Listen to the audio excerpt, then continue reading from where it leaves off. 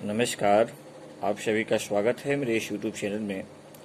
प्यारे स्टूडेंट्स, यह video semester 1 के बच्चे के लिए बहुत इम्पोर्टेंट होंगे, क्योंकि आपके सिलेबस में CC2 में जर्मनी का एकीकरण है, इटली का एकीकरण है, और उसमें इटली के एकीकरण में आप सभी जानते हैं केवूर, गैरिबाल्डी, उसके बाद यूसुफ मेजनी, ये सभी का बहुत बड़ा योगदान था। तो आज हम लोग गसिसेफ मेजनी के विषय में चर्चा करेंगे। ये आपका शॉर्ट क्वेश्चन भी आ सकता है, चाहे लॉन्ग क्वेश्चन भी आएगा, तो आप इनके विषय में अच्छे ढंग से लिख पाइएगा। देखिए, सबसे पहले प्रस्तावना में देखते हैं कि जैसे मान लीजिए मेजनी पर आपको शॉर्ट लिखने के लिए आ जाए तो आपको कैसे लिखना है। लॉन्ग में भी यदि आपको मेंशन करना रहे तो आप अच्छे से लिखिएगा। तो आधुनिक इटली के जन्मदाता और इटली का एकीकरण करने वाले मेजनी उन महान मानवों में से एक थे जिन्होंने मानव कल्याण की भावना से ही कार्य किया। साधनों की कमी के बाद भी अपनी अधिकांश शक्ति इटली के उत्थान में लगाई। वह सच्चा धार्मिक था, अतः मानव सेवा, ध्यान रखिएगा, मानव सेवा जो है उसके लिए सबसे बड़ा धर्म था। कौन सा सेवा? मानव सेवा जो है उसके लिए सबसे बड़ा धर्म था। और थोड़ा सा ध्यान रखिएगा, देश की सेवा को ही सच्ची पूजा समझता था। उसका असाधारण चरित्र मानवीय गुणों से पूर्ण था। वह प्रजातंत्र तथा राष्ट्रीयता का जबरदस्त समर्थक था। विश्व के भूगोल में इटली की सुदृढ़ स्थिति और उसके सारे वैभव और संपन्नता का वास्तविक हकदार मेजनी ही है। अब इनके जीवन वृत्त में उपलब्धियों को देखें। मेजनी का जन्म इटली के जेनेवा में सन 1805 को एक सुशिक्षित परिवार में हुआ था। उसके पिता एक डॉक्टर थे और मां धार्मिक संस्कार वाली महिला थी। बाल्यावस्था से ही मेजनी के मन में दीन दुखियों के प्रति दया भाव था। 6 वर्ष की अवस्था में तो उसने एक वृद्ध फकीर को गिरजाघर की सीढ़ियों पर असहायावस्था में देखा तो अपनी मां से उसकी कुछ आर्थिक सहायता हेतु जिद करने लगा। अंततः उसकी माता को बालक मेजनी की जिद के आगे झुकना पड़ा। स्कूली जीवन में वह गरीब विद्यार्थियों को पुस्तकें, कपड़े आदि देकर उनकी सहायता किया करता था।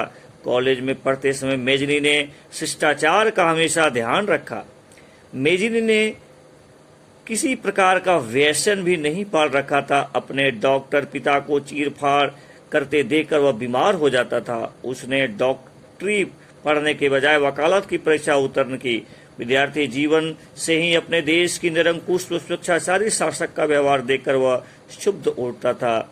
इटली की जनता के सम्मान के साथ साथ वह इटली को एकीकृत राज्य के रूप में देखना चाहता था, यानी एकीकरण करना चाहता था, क्योंकि उस समय इटली पराधीन होने के साथ साथ टुकड़ों टुकड़ों में बटा हुआ था। इसलिए उसने कार्बोनेरी, ध्यान रखिएगा, बहुत इंपॉर्टेंट संस्था का नाम है कार्बोनेरी नामक क्रांतिकारी संगठन से अपने आप को जोड़ लिया। अपनी क्रांतिकारी गतिविधियों के कारण उसे गिरफ्तार कर लिया गया। उस समय इटली आंतरिक फुट का शिकार था। देश में एकता और संगठन का अभाव था। 6 माह की कारावास भुगतने के बाद उसे देश से निकाल दिया गया। ध्यान रखिएगा, देश से निकाल दिया गया और वह वहां से फ्रांस चला गया, जहां उसने यंग इटली नामक समाचार पत्रिका निकाली। प्यारे स्टूडेंट्स, आपको पूछा जा सकता है कि यंग इटली नामक समाचार पत्रिका कौन निकाला? तो मेजनी ने निकाला। ध्यान दीजिएगा, यंग इटली की स्थापना भी वो किए थे। इस पत्र के माध्यम से वह इटली को स्वतंत्र कराने के साथ साथ देश के नागरिकों में राष्ट्रीयता का संचार करना चाहता था। देशभक्ति की भावना को जागृत करने वाली इस पत्रिका को पढ़कर हजारों नवयुवकों ने देश सेवा का संकल्प लिया। यहाँ भी पुलिस मेजनी के पीछे पड़ी थी। वह फ्रांस को छोड़कर स्विट्जरलैंड आ पहुंचा और वहां के सेनाध्यक्ष जनरल रमाविनोको से सैनिक सहायता मांगी। सहायता का वचन देने वाले सेनाध्यक्ष ने विश्वासघात करते हुए मेजनी की पूरी योजना का भंडाफोड़ ही कर दिया। इससे मेजनी के सारे क्रांतिकारी गिरफ्तार कर लिए गए, जिसमें मेजनी का प्रिय साथी जैकब रफेनी भी था। पुलिस ने मेजनी का पता जानने के लिए उस पर सैकड़ों अत्याचार किए। जैकब ने आत्महत्या कर ली, किंतु अपनी मुंह नहीं खोली। स्विट्जरलैंड में मेजनी पर तरह तरह के आरोप लगे, उसे स्विट्जरलैंड से निर्वासित करने का षड्यंत्र खुफिया पुलिस करने लगी थी। उसके बाद मेजनी 1836 में स्विट्जरलैंड से इंग्लैंड चला गया। अपने देश से निर्वासित होते हुए भी वह इटली से बाहर रखकर इटली की स्वतंत्रता के लिए प्रयत्नशील रहा। 1848 में इटली के अधिकांश प्रांतों में जनता ने विद्रोह कर दिया। इटली की स्वाधीनता में सबसे बड़ी बाधा ऑस्ट्रिया साम्राज्यवादी सरकार, तो मैंने आपको पहले भी बता दिया कि इटली हो चाहे जर्मनी हो, उसका एकीकरण का सबसे बड़ा बाधा जो है वो ऑस्ट्रिया था। उस पीरियड में इटली के कुछ प्रांतों पर उनका शासन था। वहां के शासकों की सहायता से ऑस्ट्रिया सरकार इटली के जन आंदोलन को कुचलने में लगी थी। 1848 के विद्रोह में इटली की जनता ने एकत्रित होकर ऑस्ट्रिया की सेना पर हमला कर दिया, कब्जे वाले प्रांतों को अपने अधिकार क्षेत्र में ले लिया और प्रमुख शहर मिलान में जनता के प्रतिनिधियों की अस्थायी सरकार कायम कर दी गई थी। यह सब यंग इटली पत्रिका एवं संस्था का प्रभाव था। मेजनी अपने निर्वासन दंड की परवाह किए बिना अपने देश इटली पहुंचा। वहां मिलान में जनता ने उसे भव्य स्वागत किया। इधर इटली की पिटमांट का शासक चार्ल्स अल्बर्ट देश की स्वाधीनता में जनता का साथ तो दे रहा था, किंतु वह नहीं चाहता था कि मेजनी के स्वयंसेवकों का अधिकार इटली पर हो। अतः उसने देश की रक्षा का भार लेकर स्वयंसेवक सेना को भंग कर दिया। मेजनी ने स्वयंसेवक सेना के भंग हो जाने पर भी विरोध इसलिए नहीं दर्शाया क्योंकि वह देश की आपसी फूट को उजागर होने नहीं देना चाहता था। स्वयंसेवकों के अभाव में चार्ल्स अल्बर्ट की वेतनभोगी सेना ऑस्ट्रिया की सेना का मुकाबला न कर सकी और ऑस्ट्रिया का मिलान पर अधिकार हो गया। इस पराजय और विश्वासघात से मेजनी को बहुत बड़ी दुखी लगा, मतलब उनको बहुत कष्ट हुआ। मेजनी बड़ा दुखी हुआ। वह गैरिबाल्डी की स्वयंसेवक सेना का सैनिक बन गया। गैरिबाल्डी बरगेमो नामक स्थान से ऑस्ट्रिया से देश को स्वतंत्र कराने की तैयारी में था। यानी प्यारे स्टूडेंट्स, गैरिबाल्डी का भी बहुत बड़ा योगदान है इटली के एकीकरण में। गैरिबाल्डी जब अपनी 1000 सेना लेकर मिलान पहुंचा, वहां उसके छोटे से दल ने ऑस्ट्रिया की विशाल सेना का मुकाबला आसान न समझकर वापस आना ही बेहतर समझा। इसी बीच इटली के रोम में अत्याचारी पोप का आतंक अपनी चरम सीमा पर था। जनता उसके अत्याचारों से तंग आ चुकी थी। जनता ने जन आंदोलन प्रारंभ कर दिया। उधर फ्रांस ने रोम की जनता से मदद का वादा किया, किंतु जनता के साथ वादा खिलाफी करते हुए रोम पर ही आक्रमण कर दिया। यानी फ्रांस ने भी साथ नहीं दिया। रोम के नागरिकों ने मेजनी और गैरिबाल्डी के नेतृत्व में संगठित होकर फ्रांस की सेना को हराकर बाहर खदेड़ दिया। फ्रांस ने अपनी 35,000 नई सेना के साथ पुनः युद्ध आरंभ किया। रोम की स्वयंसेवक सेना ने वीरतापूर्वक युद्ध किया, तथापि उन्हें ध्यान रखिएगा कितना इंपॉर्टेंट आपका जो है सो जैसे भी मेजनी आपका टॉपिक है, पराजय का मुंह देखना पड़ा। इस असफलता ने मेजनी को तोड़कर जो है सो रख दिया।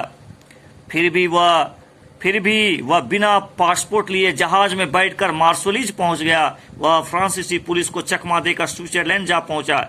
इसी बीच मेजनी को पिटमांट के बादशाह ने प्रलोभन दिया। मेजनी ने सभी की चालों और स्वार्थपरता को समझते हुए जनता के बल को ही अपना बल माना। स्विट्जरलैंड में वह अपनी स्वाधीनता संग्राम के युद्ध में जुटा रहा। इसी बीच मेजनी को मैगलेडिन और गिदाता नामक महिलाओं से विवाह प्रस्ताव मिला, पर मेजनी ने तो देशभक्ति की राह पकड़ी थी। उसके पास इन सब बातों का समय नहीं था। वह विवाह करने नहीं चाहा। उसमें उनको प्रस्ताव मिला था, प्रपोजल मिला था, लेकिन वह अपनी देशभक्ति में डूबा था। देश को स्वतंत्र करना चाहता था। इस तरह मेजनी 40 वर्षों तक का निर्वासित जीवन जीता रहा और इटली वासियों की स्वतंत्रता, सम्मान, शिक्षा के लिए निरंतर जूझता रहा।